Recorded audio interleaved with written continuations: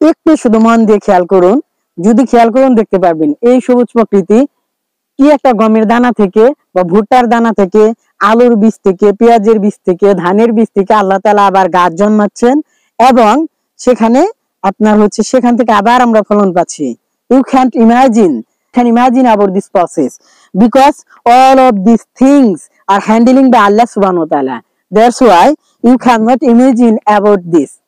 Let's go.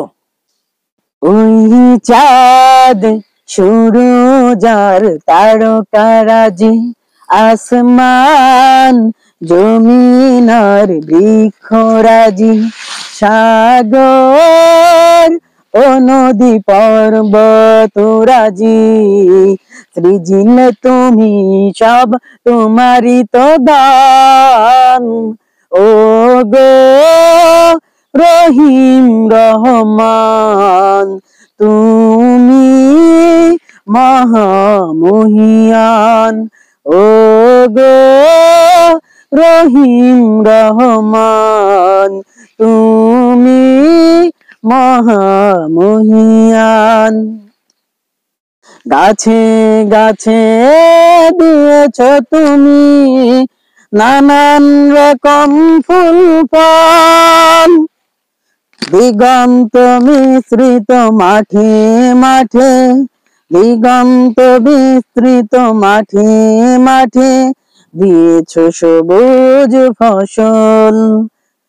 গাছে গাছে দিয়েছ তুমি নানান রকম ফুল ফল, দিগন্ত বিস্তৃত মাঠে মাঠে দিয়েছ সবুজ ফসল।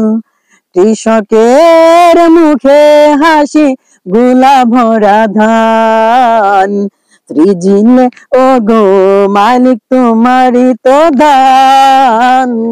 ও গো রহিম রহমান, তুমি মহামহিয়ান।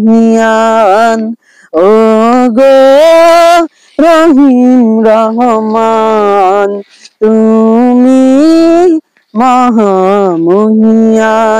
ওই চাঁদ সূরজ আর তারকারাজি, আসমান জমিন আর বৃক্ষরাজি, সাগর ও নদী পর্বতরাজি, সৃজিল তুমি সব তোমারই তো দান। ও গো রহিম রহমান, তুমি মহামহিয়ান। ও গো রহিম রহমান, তুমি মহামহিয়ান। আজ এই পর্যন্তই বন্ধুরা, সকলকে ধন্যবাদ।